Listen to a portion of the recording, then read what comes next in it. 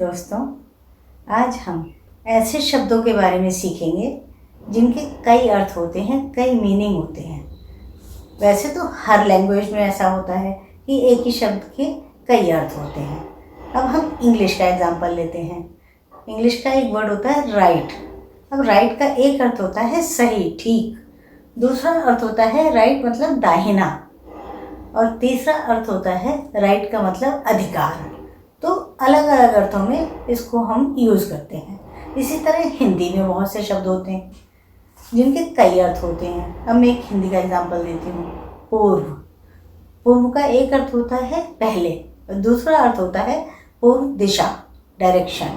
अगर मैं कहती हूँ सूर्य पूर्व में निकलता है, तो पूर्व का मतलब पूर्व दिशा में निकलता है। और अगर मैं कहती हूँ मैं तुमसे पूर्व यहाँ पहुँची थी, तो पूर्व का अर्थ है पहले। चलिए आज हम सीखते हैं बहुत से ऐसे शब्द जिनके कई अर्थ हैं, कई मीनिंग हैं। शुरू करते हैं। आइए हिंदी के हम कुछ ऐसे शब्द देखते हैं जिनके कई अर्थ होते हैं।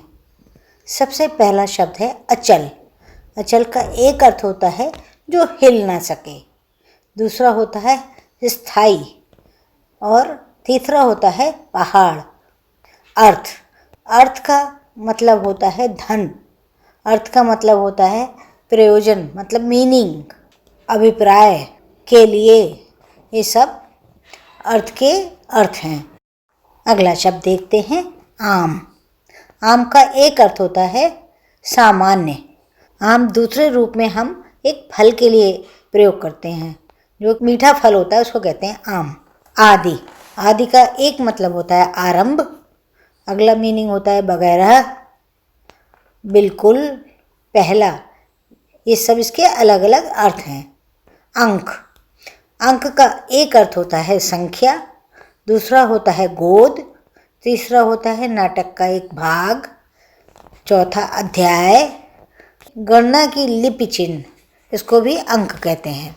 कुछ अन्य शब्द देखते हैं। अपेक्षा। अपेक्षा का मतलब होता है आशा, आवश्यकता, तुलना में। तुलना जब हम करते हैं, इसकी अपेक्षा यह बेहतर है, तो ये अपेक्षा इस रूप में भी प्रयोग किया जाता है। एक शब्द होता है अरुण। अरुण का अर्थ होता है सूर्य का सारथी। प्रभात के सूर्य को भी अरुण कहते हैं, लाल रंग को अरुण कहते हैं, और सिंदूर को अरुण कहते हैं। एक शब्द है उपचार। उपचार का अर्थ होता है इलाज, उपाय, सेवा। ये तीनों अलग अलग अर्थ होते हैं। अगला शब्द है उत्तर। उत्तर का एक अर्थ होता है जवाब। एक दिशा का नाम भी उत्तर दिशा होती है, उसको भी हम उत्तर कहते हैं। बाद का। उत्तर मतलब बाद का। तो ये तीन अलग अलग अर्थ हो गए उत्तर के। अगला शब्द है कर। कर का अर्थ है हाथ, किरण, हाथी की सूंड और टैक्स। अगला शब्द है कुल। कुल का अर्थ होता है वंश, या सब मिलाकर, या गोत्र। अगला शब्द कनक। कनक का अर्थ होता है स्वर्ण। सोने को हम कनक कहते हैं। धतूरा, गेहूँ, खजूर, पलाश, ये सब अलग अलग अर्थ हैं। कुछ शब्द और देख लेते हैं। गुरु। गुरु के अनेक अर्थ होते हैं।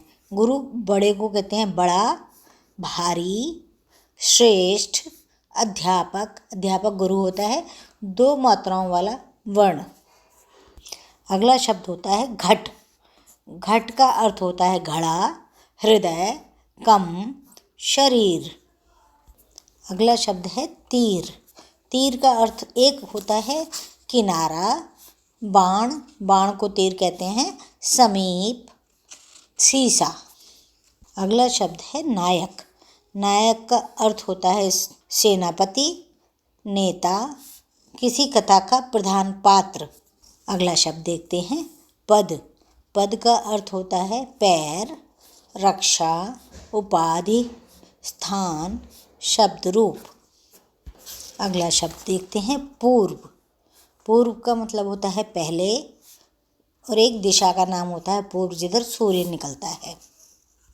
अगला शब्द है पक्ष। पक्ष जो है तरफ को कहते हैं, किसी की तरफ होना, पक्ष लेना। 15 दिन का समूह जो होता है वो भी पक्ष कहलाता है। पंख, सहायक। अगला शब्द है मधु। मधु का मतलब होता है मीठा। दूसरा अर्थ होता है शहद, रस, वसंत, मदिरा। ये सब मधु के अर्थ हैं। अगला शब्द है यंत्र। यंत्र का मतलब होता है मशीन, उपकरण, वाद्य, ताला। अगला शब्द है विधि। इसके कई सारे अर्थ हैं, कई मीनिंग है। ब्रह्मा, कानून, तरीका, भाग्य, शास्त्र सम्मत व्यवस्था। एक अन्य शब्द देखते हैं भूत। इसका अर्थ होता है बीता हुआ समय, भूतकाल कहते हैं, जैसे प्राणी और प्रेतात्मा। मुझे उम्मीद है ये शब्द आपको समझ में आए होंगे और भिन्न भिन्न अर्थ भी पता लगे होंगे। अब जब आप इनका प्रयोग करेंगे तब आसानी से समझ पाएंगे कि इन शब्दों का क्या अर्थ है। मेरा चैनल लॉजिक टच।